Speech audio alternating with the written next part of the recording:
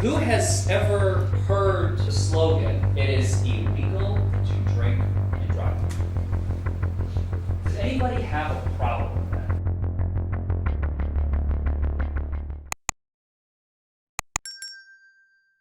Have a seat, everybody. Good morning.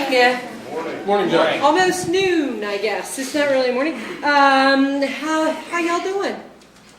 Feel like you're so happy to be here. My name is Karen Thomas. I'm a district court judge here in Campbell County, along with Judge Blau, and we are set for a jury trial today.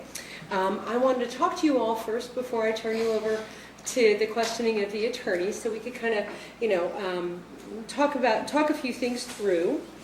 I'm going to ask a few questions, kind of have a discussion about what's going to happen. One of the things I'm going to ask, though, so that the attorneys can keep track if there's anything they want to follow up with, is if you do have an answer to one of my questions, if you could write down your, not write down, but tell me your name and juror number, right? Because that helps everybody keep everybody straight. I apologize if it's cold in here. We will try to see if we can regulate the temperature. It's 68. According to my thermostat up here. I realize that's different for probably it's like 10 degrees colder probably back there for you all. But I'm a woman of a certain age. So trust me, you want somebody that can send you to jail to be calm and cool. So they indulge me a whole lot with the temperature in here. But we want you to be happy and comfortable as jurors. So we will raise it if you get cold. Feel free to wear your coat. So let's get started. First thing I need to do is have you all raise your right hands for me. Do you swear affirm to well and truly answer the questions propounded to you regarding your qualifications to sit as a juror in this case? Yes. Very good. Okay, so let's chat a while.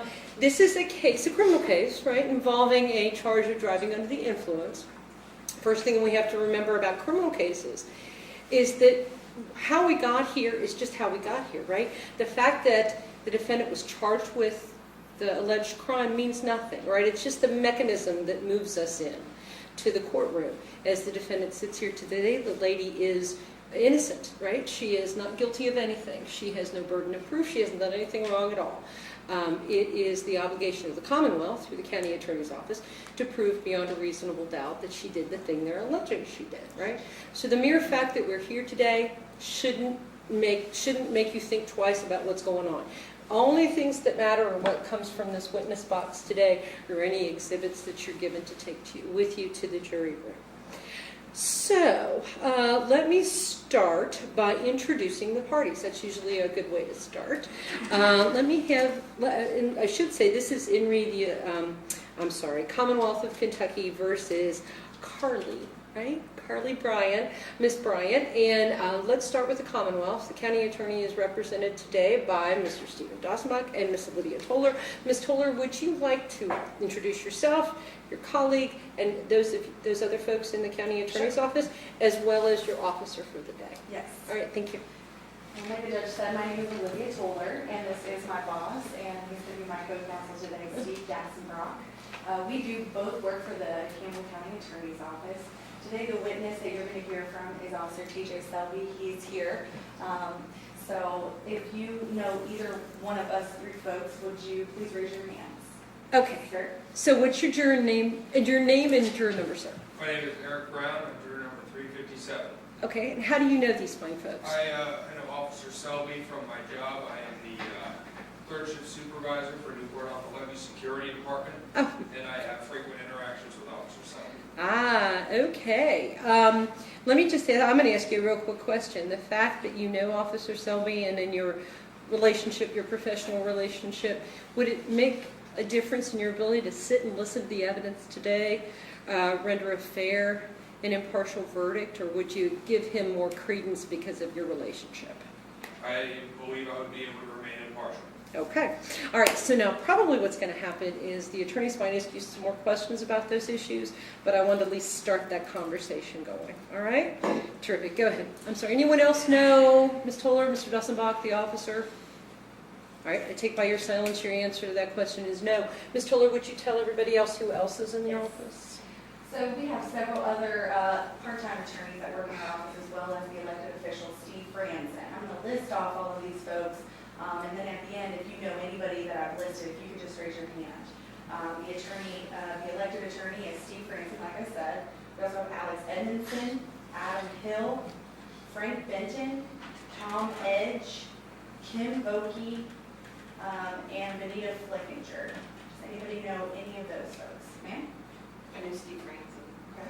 And ma'am, your juror number and your name. My juror number is 321, and my name is Barb Egan. Miss Egan, how do you know Mr. Franzen? I know him from church. I know his wife, his kids and our kids, play sports together. Okay, the fact that you know Mr. Franzen, and he is the county attorney, and technically their boss, would that make it difficult for you to sit and listen to the evidence today and render a fair and impartial verdict? No. Okay. All right, and once again, they might ask you some more questions about that later on, but I'm satisfied. Go ahead, Ms. Tiller. Anybody else know any of those folks? Yes, ma'am. I think I might, Tim Vokey. Okay, and how do you know him? Is It's a him. it him? I can't. Okay. So maybe not. Okay. Okay. Anyone else?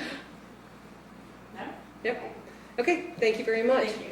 All right, and Mr. Forman. Mr. Forman today is representing Ms. Bryant. Mr. Forman, would you introduce yourself to the ladies and gentlemen of the jury, giving your associates and introducing your client as well? Absolutely, Judge. Thank you. My name is Larry Forman. I practice law in Louisville, Kentucky, about 2 hours away from here. I currently have one associate working for me. His name is Benjamin Potash. And seated to my left is Ms. Carly Gabrielle Bryant. Do any of you all have any, I don't think I recognize any of you. Do any of you know Mr. Benjamin Potash or Ms. Bryant? No?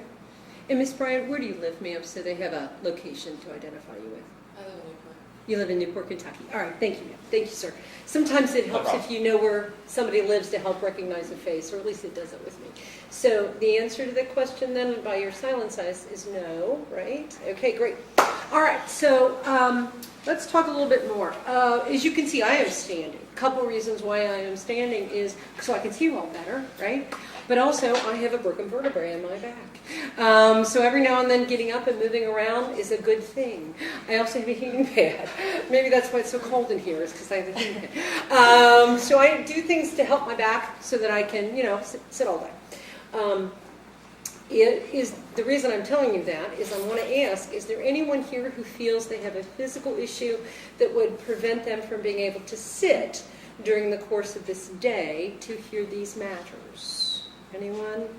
Because, if you need to get up and move around, all you have to do is let me know, and I'm happy to let you stand up. You'll get, because I'm going to be up and down just because I'll need to stretch. All right, I take by your silence then your answer to that question is no. Now, we started a little later than anticipated. We had some technical difficulties with our video and computer system, so it's all my fault. Technology is an interesting thing. When it works, it's great, right? When it doesn't, disasters occur. So I apologize for the late start. I would anticipate being done by 4-ish. We could go later, though. I can't guarantee it. So I'm anticipating 4-ish, but it could be later. Is there anyone who can't stay for that period of time? That you have a doctor's appointment you can't miss, or, issues with babysitting or anything like that? Yes, ma'am. I'm juror 385, Stephanie Bell. I just need a minute to make arrangements for somebody to do a pickup for me. Okay, and we will let you have that. Okay. That'd be great. No problem. Thank you. Anyone else? No? Oh, you're all so wonderful. Thank you. Now, it's my understanding that this is really your last day, right? They told you Friday, didn't they? But we will do. We brought you down for one more day. We wanted you so badly. We wanted you one more day.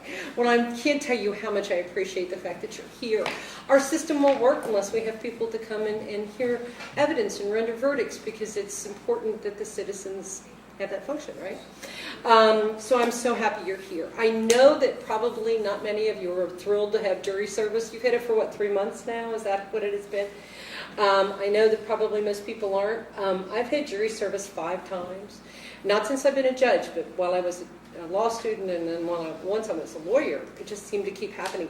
I know I was the only happy person in the room that had jury service. I was a trial attorney by profession, so I was in seventh heaven, you know. Got to be on a jury. It was, it was great. My fellow jurors were annoyed because I was so happy to be there. So I understand. It's a pain, right? You're giving up work, you're giving up personal stuff. And you're making that whopping, $12.50 a day. So I understand it's a bother. But once again, I really appreciate your attention and your being here. That being said, and since you've been at this so long, let me ask, show of hands, who has actually sat on a jury during this last 3 months? Oh, you got to be kidding. None of you have? All right. All right. So nobody sat on jury this last 3 months. That's totally and completely amazing. Next question. Has anyone ever had jury service? I got some hands. All right. Let's start with the lady in front. Ma'am. 321 Var Eden, about 30, 40 years ago. Okay. Was it a criminal case, a civil case? Do you remember? It was somebody exposing themselves. That's a criminal case. Do you remember the outcome? They were convicted him. Okay, all right. Now one of the reasons I wanted to ask this question is because if some of you have had the experience of serving on a civil jury, like a slip and fall or medical malpractice cases, stuff like that, right? Automobile accidents, those are civil cases. There's a different standard. The standard in a civil case is by a preponderance of the evidence, more likely than not, versus a criminal case is what we have today and what the lady saw, which is a beyond a reasonable doubt standard, right? It's the highest standard we have in terms of burdens of proof because you're sentencing somebody in a criminal charge, right? It should be that way. I wanted to make sure I use that to actually just talk about the differences and make sure everybody understands. We had a couple of other hands go up. Who else did we have? Yes, ma'am, and then sir. Stephanie Feldman, juror 385. This is my third time. You are like me, yay! We should buy lottery tickets more often. The first time it was a civil case for disability, injury on a job, and then the second one was a criminal case, Okay. probation violation. Probations, okay, those issues. All right, and then they've been a while ago, or when were they? 4 years, 5 years. Okay, yeah, all right. Well, great. Thank you for being such a persistent juror. Yes, sir. Juror number 324, Charles Doobie. I was on a civil trial. It was a while ago because Judge Mellencamp was on. Oh, Judge Mellencamp. He was one of my favorite people. Scared the bejeebus out of me as a trial attorney now. But once I got to know him, he was just a lovely, lovely man. Okay, so that was a civil case. Anybody else? Lady, ma'am in the back. Juror 320, Patricia Westman. It's been about 30 years ago, it was a criminal trial. Oh, okay. Do you remember what happened in that case? He had set fire to a building and killed 5 people. Oh, was it here in this county, wasn't it? Yeah, I remember that case. Oh, my golly. Yes, you did convict him. It was a terrible case. Horrible story. And then, who else? There was another, yes, sir. Civil case, my 306, Michael Forman. Thank you. It was a civil case about 6 years ago. That's 6 years ago. Okay. Wonderful. So some of you have had your experience and some haven't. How many of you have gone through this process, the Voir process, where people are asking you questions? Anybody? Other than, not many either. Wow. So you guys have kind of skipped through. So I'm hoping I'm doing a good job explaining things then to you. So here's what voir dire is. It literally means to tell the truth, right? And it is the process where the Commonwealth and the defense have an opportunity to ask you questions, right? And the questions aren't to pry or to be insensitive or ask you something that's going to embarrass you. But it's to pick those 6 people that are going to try Ms. Bryan's case today that can be fair and impartial to both sides. That can listen to the evidence presented and not take any preconceived notions or ideas with them when they make those decisions, right? And we talk about bias or prejudices when we talk about picking a jury. We don't want somebody that's biased or prejudiced. And that sounds tough, right? It sounds really hard. No one likes to think of themselves as biased or prejudiced, right? I don't like to think of myself that way. But I will give you my example of what that means. When I was just out of law school, I was 25 years old. I was sitting at 6th and Oak, Maple, down by old OLP, the Hannaford in Newport, right? I was sitting at that light, or that stop sign, and I got rear-ended. Lady came just barreling to, shot me in the intersection. And up until that time, now I was raised by Germans, right? And if you weren't gushing blood, you weren't hurt in my family, you know? So if they didn't see the blood, and even then, put a popsicle stick on it and bandage it, you were fine. But they would have said, my parents would have said, hey, if you don't see anything, you must not be really hurt. So up until then, I didn't really think that whiplash stuff was all that big of a deal, right? I had never really tried personal injury cases at that point, and they didn't understand flexation injuries and the damage to muscles and all that kind of stuff. But after that, you know what? That hurt, right? I had a severe whiplash as a result of that collision. So I have a bias because I remember how much that hurt, right? I understand the process because I lived through it. I understand it hurt. So I take that with me, right? We take all our experiences into jury processes, right? Wherever we go. I take that with me when whatever I would do. And what I have to be able to say is I can set aside that, right? Remembering how hard how bad that was, how much it hurt, how much it's hard to get somebody to understand how much it hurts. And I can set that aside and just listen to the evidence that would be presented at a trial, right? But that's all. It's because life has experiences that way. Now, this is a driving under the influence charge. So their questions might be things like, have you ever had a DUI yourself? Have you ever had a relative or a close personal friend that's had a DUI? Or, God forbid, had somebody hurt by a DUI driver, right? And those are real personal questions, and they're real intense questions. And some folks, if they've had a DUI before, have very specific feelings about the process and what happened and what that means. The idea is, can you set that aside, right, and just listen to the evidence? The same applies if you've been hurt by a DUI driver or had a relative that was, or a family member or a close personal friend hurt.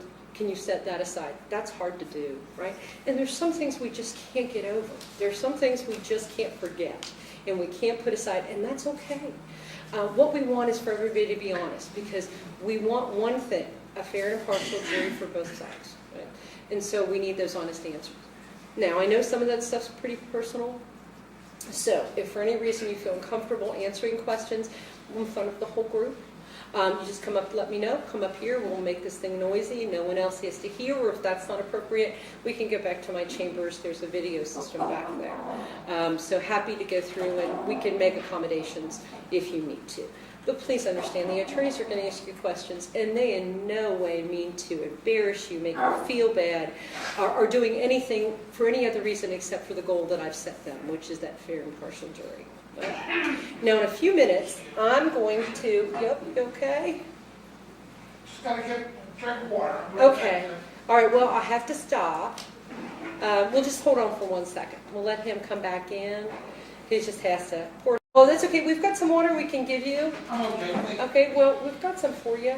Why don't you give, just in case. That way you've got some and you don't have to worry about drinking out of that nasty fountain. Okay, so what's going to happen, folks, is that we're going to call 12 names. We're going to seat you in those first 2 pews, as I call them. And we're going to sit 6 in one row and 6 in another.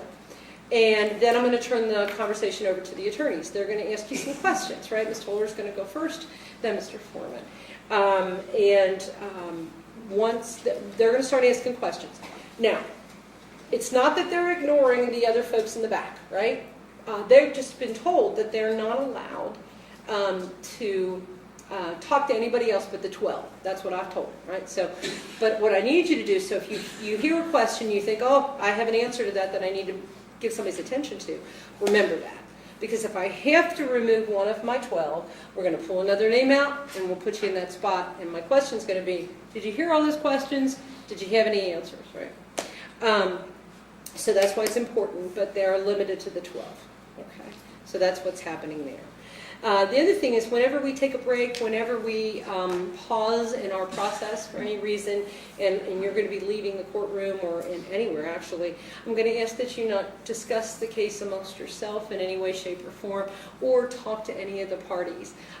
They've been told that they're not allowed to do that. They know that, right? It's not that they're all not nice people. So if somebody walks by and you say good morning and they had their head down and they keep walking, it's because I've told them they have to do it that way, right? It's not that they're ignoring you, it's not that they're mean or don't think you deserve the time of day. They're doing it because I've told them they've had to. We can't have jurors and parties and attorneys interacting. It's inappropriate. And right now you don't have buttons on, right? Once we get our 6, we're going to give you a button that says you're a juror. And that's why we know, like if you go to lunch, grab some food, we know that, hey, those are jurors in that corner, we got to be careful, or out in the hallway. But right now you don't have that, so you have to keep that in mind for me. Okay? All right. I think that's enough of me talking. I think we're going to call our 12 names. Ms. Truly. Number 343, Tim Smith.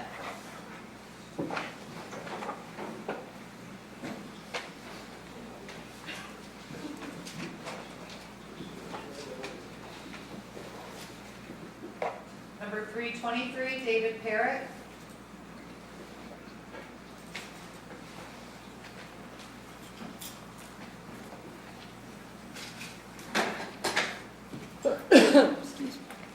Number 399, Michael Swango.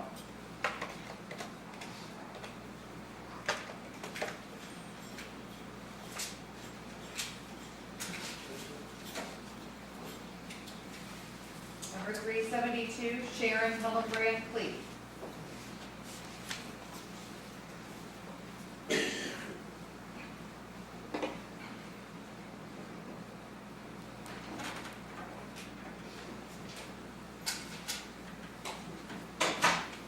Number 402, Christina Wolf.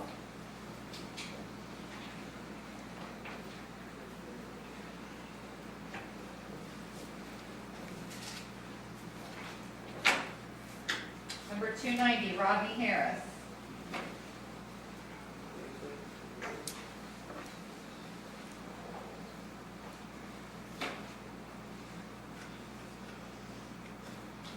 Number 406, Tim Amen.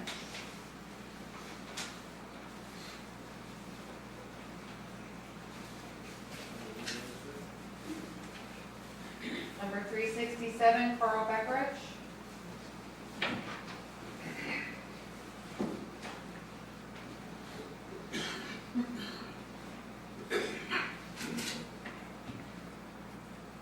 Number 321, Barb Egan.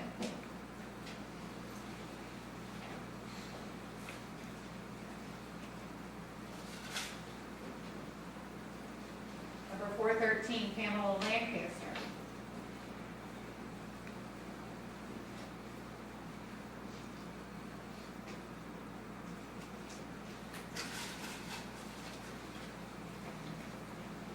Number 320, Patricia Messman.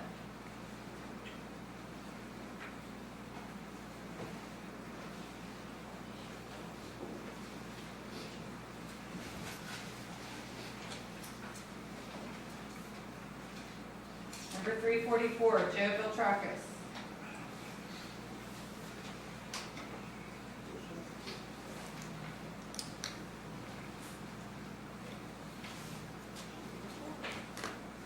All right.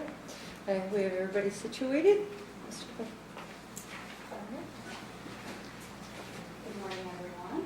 I'm going to focus on the people in the front 2 rows, just because and then we're going to pick from you guys. So I'm not ignoring you, but I'm going to focus on you guys.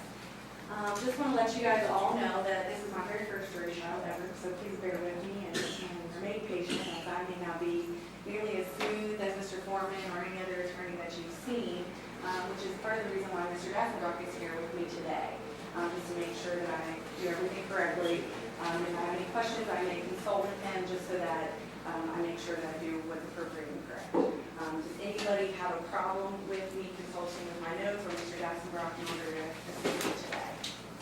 No? Great. All right, as you heard, this is a DUI trial, so I'm going to ask you a few questions in regards to some of those items, and then we'll get you guys started with questions, okay? There are no right or wrong answers here, and I'm not asking questions to try and embarrass you. And as the judge said, if we do have some questions with answers that are a little personal, just let me know, and we'll go up to the bench and we'll discuss that with the judge up there, so you don't have to air your dirty laundry out. So, who here has had interactions with the police department? All right, let's start with you, sir. Can you tell us a little bit about that? I work in the library, so Okay. we're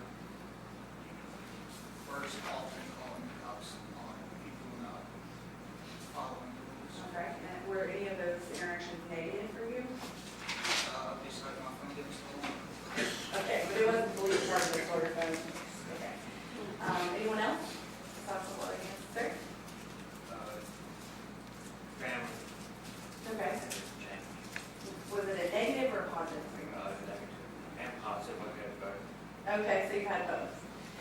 Are you able to make a fair and impartial decision today based on your experiences with Probably police? not. Probably not? No. Why is that? Just personal bias, I would say. What do you mean? I have an opinion about DUI. Okay, and what is your opinion? If you don't mind me asking? I would be trying to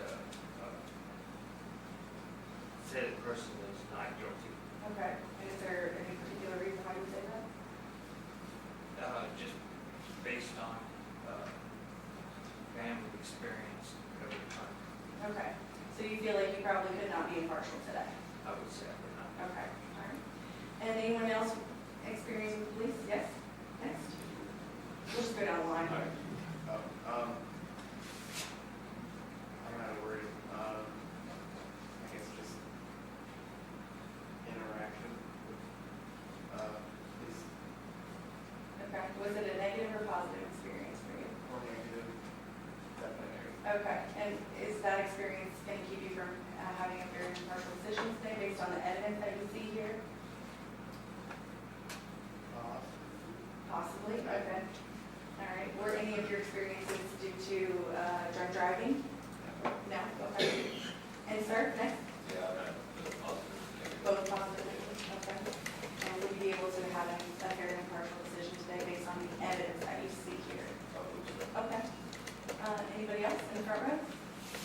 We used to duplicate an interaction with the cops. We just made a call on Saturday because we did a raccoon. Oh, okay. So negative in one way? That was positive. Okay. He was at my front door. I couldn't get in. Oh, my goodness. And he said he was sick. Oh, Yeah. what did they do with him? You want me to tell you? Oh, no, I don't want to know. Shot him. Oh, my But God. he was diseased. He said, because he wouldn't have been out in the daytime like that, and he was moving real slow. Oh, poor thing. Yeah, that's what he said. Oh. Anyone else? What if you're friends with a cop Well, on a regular basis? is that a good thing for you, or? Well, is he's that a nice cop. Right. Okay. I see him over the other weekend. So you like him? He's a good guy? Yeah, Okay. he might not. Okay. You think you can make a fair and impartial decision based on having a friend as a police officer? Okay. Okay. Anybody else? I just got a few traffic tickets. Few traffic tickets? Nothing that could impact your decision today? Gotcha. Okay. Anybody had any family members or friends that have been, or even yourselves, charged with or convicted of a DUI? All right, let's start it over here in blue. Can you tell us a little bit about that? Yeah, it was about 38 years ago. Okay. I don't know. Okay, so it was your own personal conviction. Were you convicted? Yes, I was. Okay. Did you believe that you were guilty of a DUI? Back then I did, but now I can't. Now you do. All right, and sir? Yeah, I've had a DUI. All right. Okay. Did you think that, were you convicted? Yeah. And your friends? Well, I took a plea deal, so I guess I was convicted. Okay, all right. So you believe you were guilty of that? Yes and no. I mean, yes, given the circumstances, but no, I actually wasn't intoxicated.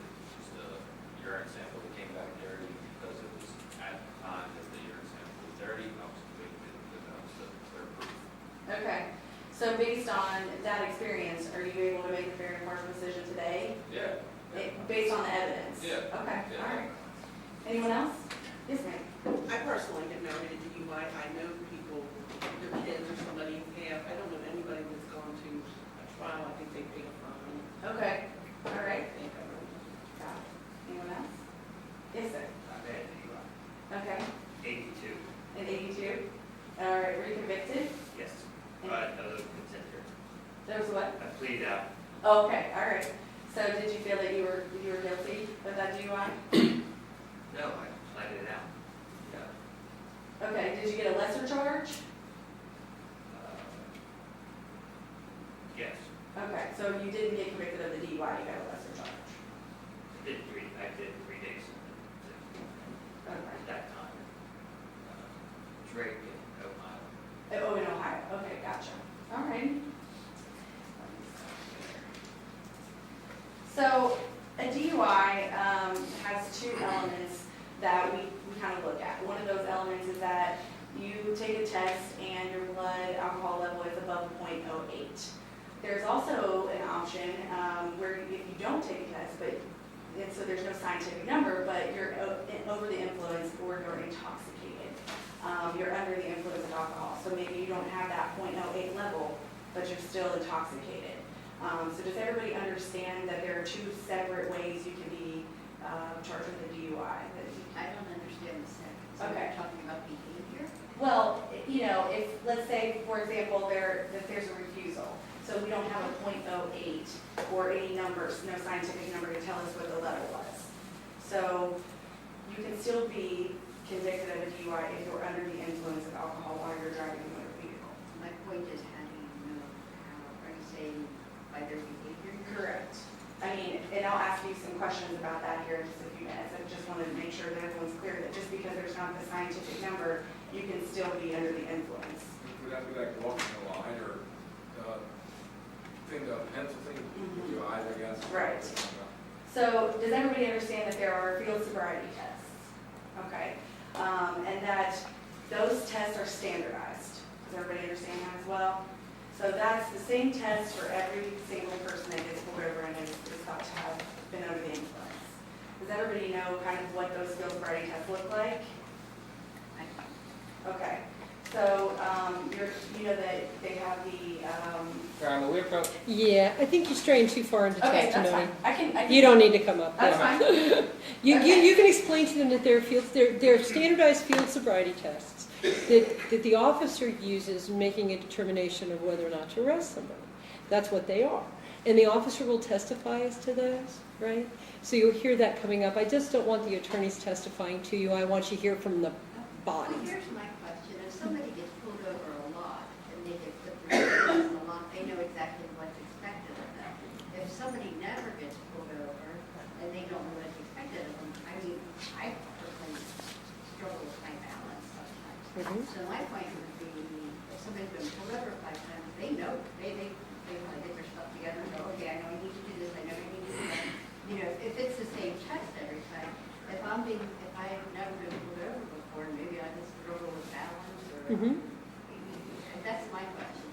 And you know, I think the officer's going to testify and clarify those issues for you. There are answers to those questions. And Ms. Toller and Mr. Forman can certainly elicit that information so that you can have that clarified for you. There's an answer. I just can't tell you. Don't you just love that? I can tell you. I can't tell you the answer. I'm sorry. Go ahead. All right. Has anyone ever seen anyone under the influence of alcohol? All right. And how did you know that those folks were under the influence? What kind of things were happening to give you that impression? Slurring, Okay. they kind of just getting up, Okay. something like that. Anyone else? Vomiting? Okay. What do you mean by that? Speech, walk, eye, that's. Okay. Okay. Anyone else? Balance is all that passing out. Balance and passing out. Very good. Sorry, sir, I didn't hear you. Said personally watching the single. Okay, all right. Do you believe that you have to be falling down or slurring your words or vomiting to be under the influence? Think you can be under the influence even if you're not doing those things? You could, if you take certain medicine, like if you have to take like doctor medicine, you can just for a break. Or maybe if you have a balance issue, that's like a medical, and you can do that too. Okay, There's other ways, I guess. okay. Let's see here. Do you think that you have to smell like alcohol to be under the influence? No. Is it helpful if you do smell like alcohol to determine that you're under the influence? Takes away some of the doubt. Okay, all right. Anything with the physical appearance that you would think as far as seeing someone under the influence of alcohol? Have you ever seen an angry drunk? Someone who's belligerent? Okay, can you tell us a little bit about that? Anybody? She's happy when she gets about 4 beers, watch out. She just goes off. I'm like, okay, she said too much, go in there. Okay. Make sure you're allowed. So yeah, some people, if they drink too much, they can have a rather mood change. Okay, gotcha. So have you ever seen anyone that's a happy drunk? Yeah. Okay, so they're they're not that same person when they're drunk as they are when they're intoxicated. All right, good. What do you guys think that we have to have as far as skills to drive a vehicle? Can you tell us what kind of skills that you must have in order to be able to drive a vehicle? Hand-eye coordination, concentration. Okay. You observe what's in front of you and beside you, I guess, to be aware of what your surroundings are. All right. And do you think that being under the influence of alcohol could affect those skills? Okay. And you're going to hear a little bit about a breathalyzer today. Does everybody know what a breathalyzer is? Okay. Does everyone know that that is admissible in court? Got it. Does anyone have trouble finding guilt without this test being completed? So let's say if there's a refusal, if there's not a breathalyzer result, would any of you have trouble finding that the defendant would be under the influence of alcohol just because we don't have that result? You would? I would without some type of guess. Okay. Some type of a scientific or guess. Okay. So without some sort of scientific test, you For the alcohol, absolutely. You have There are trouble. too many extenuating circumstances that Gotcha. could possibly manifest themselves in a way that could make them think that it was something that it really is. okay. Anyone else? Can I ask a question? Sure. I thought if you refused, you were automatically guilty. Or didn't they say that? No? Not necessarily. Oh. Not automatically guilty, but Right. I thought, I don't know. Okay. All right. Okay, wait a minute. All right, so if there's a refusal, the refusal can be considered by the jury, right, for what it's worth, for whatever the jury thinks its value is. If it proves something, if it doesn't prove something, if it's reasonable, if it's unreasonable, the jury is allowed to consider the refusal in their finding of guilty or not guilty. So that's what that means. Now, you're probably thinking if there is a refusal, that there's an automatic suspension of a driving privileges with the refusal, which is different than what we're talking about, which is the underlying DUI. Does that help a little bit? A little. Okay. Yeah, we're in a quagmire. We'll get there. I promise. If you're on the jury, you'll have jury instructions. You'll understand all of this stuff before you ever have to make a decision. Okay? Go ahead, Mary. Okay. Does anyone know of any legitimate reasons why you wouldn't want to take a breathalyzer if you were asked to do so by a police officer? Right? Okay. All right. Right? Something from there. Okay. Are there ever consequences of that? And that's something we'll discuss as well. So, has anyone ever been advised not to submit to a breathalyzer? No? Okay. If you were intoxicated, do you think you would submit to the breathalyzer? Or if you weren't intoxicated, would you submit? Sir? You would submit? Okay, all right. Gotcha. Either way?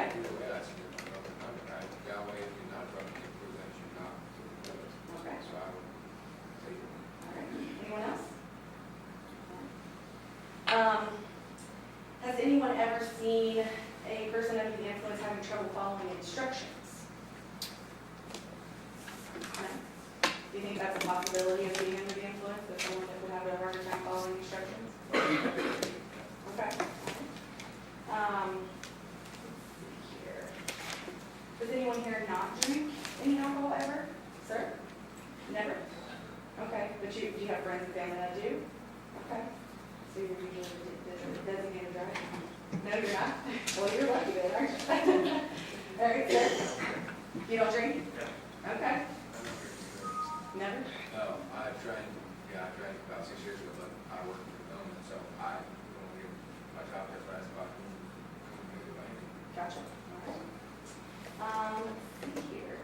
Does everyone understand that officers have been trained to detect if someone's under the influence of alcohol? Everyone understands that they have certain standards that they have to follow? Okay. Does everyone understand that driving is a privilege and not a right? It's not something that you're required to have? Does everyone here have a license? Does everyone here drive? You don't drive? Okay, you do, huh? All right.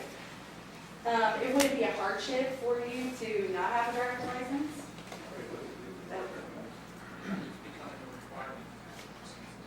Almost, yes.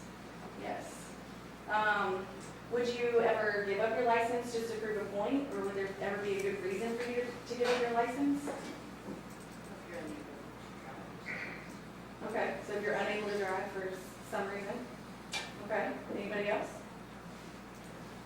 All right, well, your job as a jury is to apply the facts, and my job as a prosecutor is to present those facts to you beyond a reasonable doubt. Does everybody understand that? Okay, and so that means that I would have to prove this case beyond a reasonable doubt with no shadow of a doubt. Do you guys all agree to hold me just to that standard and nothing higher? Okay, anybody have a problem doing that? Okay. Is there any other reason that none of you 12 here could sit on the jury today? Any other reasons that I have maybe not touched on? No? Okay, thank you. Well, Your Honor, I'm going to accept your calls. Thank you. All right. Mr. Forman, your turn now. Thank you, Your Honor.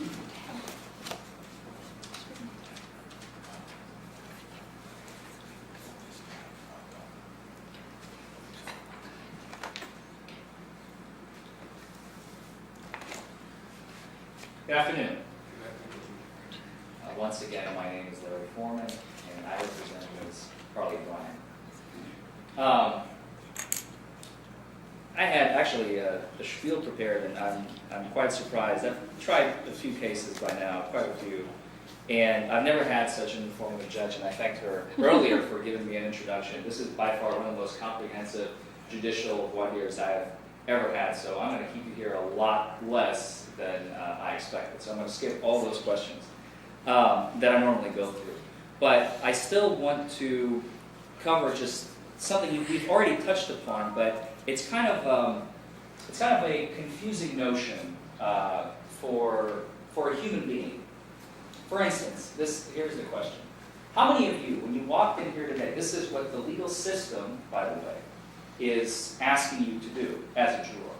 How many of you, when you walked through that door, sat down and thought, your first thought was, what is Ms. Bryant, or this person, because you didn't know her name at the time, what is this person innocent of? Right? It is a logical leap that the law is asking you to do. So, and again, I won't rehash it, I just wanted to touch on it. The burden is on the Commonwealth. We have no burden. Now, I want to ask you all a question. And second question, and I'm warning you ahead of time, it is a trick question, okay? What is my burden? We talked about their burden. What is my burden? Can anybody tell me?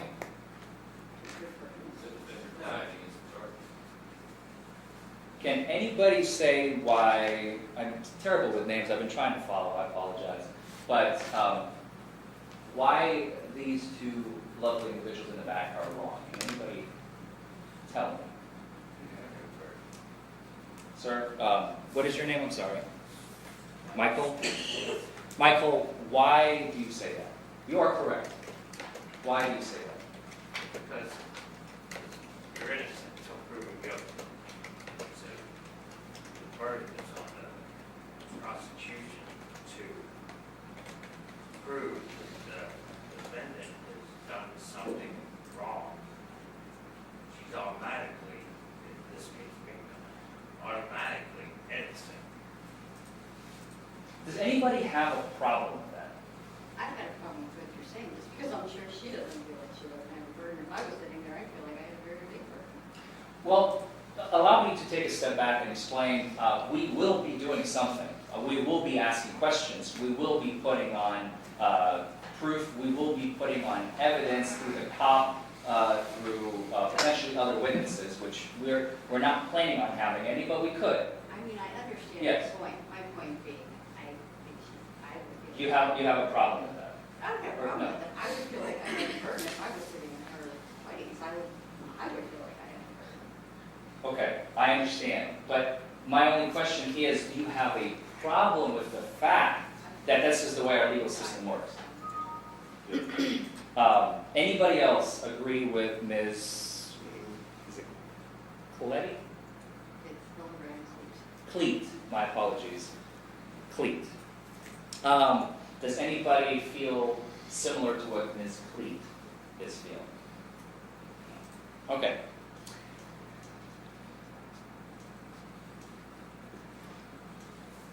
Again, I'm just skipping over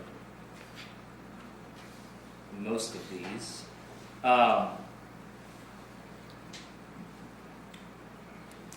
So I really only have a couple other questions. This is going to be the shortest part of the year I think I've ever done.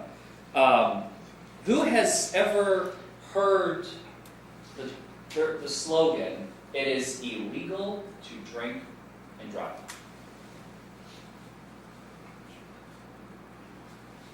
We all know that it is illegal, as advertised, drive sober, get pulled over. We have all these slogans.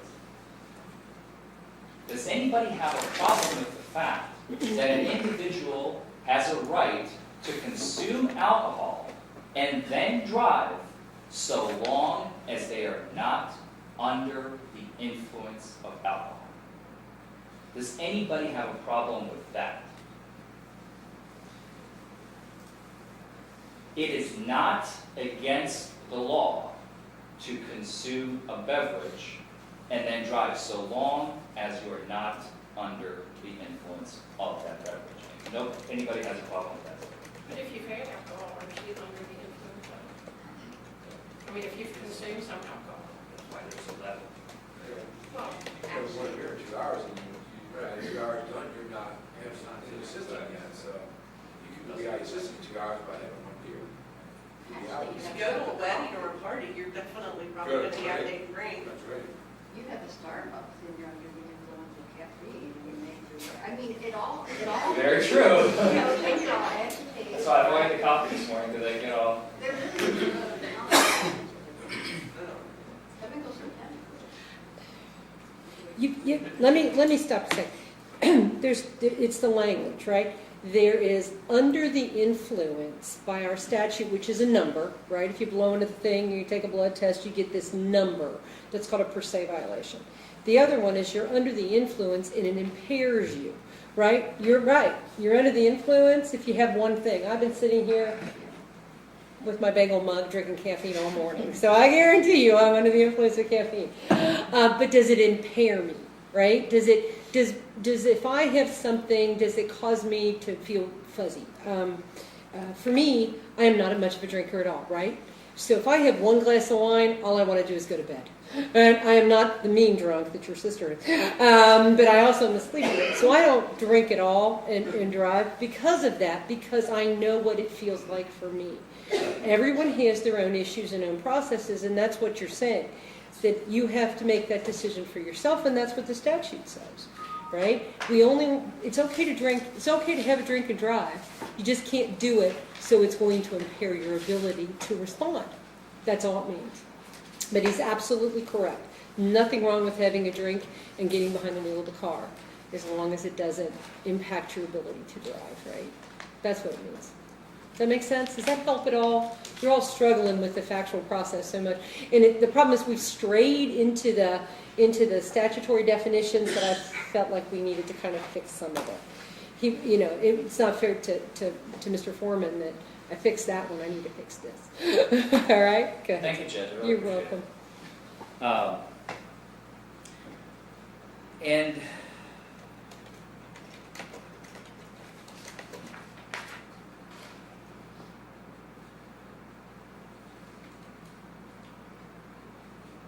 I'm sorry. I believe some of you have, Bart, you've served on a criminal jury before. You said it was a long, long time ago, am I Yes, right? yes, it was. Yeah, so do you remember much of that experience at all? I'm just curious. Well, I think it was an indecent exposure of a guy Yeah. in a restroom to a little child, and somebody caught him. Yeah. Okay. How was that experience? Did it affect you? Did you still hold any of those memories? I don't know what I'm fishing for here, but. Well, I don't know. To me, it was a good experience. I got out of work and I got to meet some of the, know some of the attorneys and some of the jargon and that.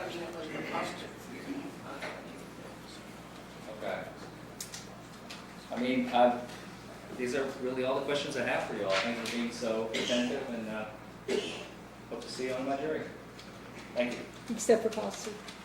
I'm sorry? You accept for costs, sir? Yes, yes, Your Honor. All right, thank you.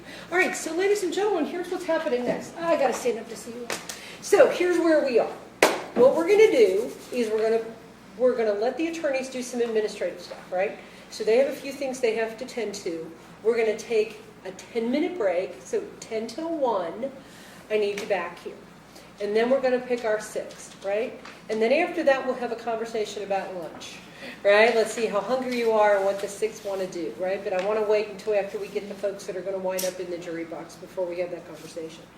So, I need you all to come back. We're not done. You know, I need you all. Just because you're not in the 12 doesn't mean you can leave. So please don't talk about the facts. We've got our toe in the door, and that's all we're doing, right? Don't think about the facts. Don't worry about the statute. Don't think about what the law says. None of that stuff for right now, right? I promise you it will all make clear to you by the time you're done today. We're going to take a 10-minute break. I'll see you back here at 10 till 1. Court's in recess.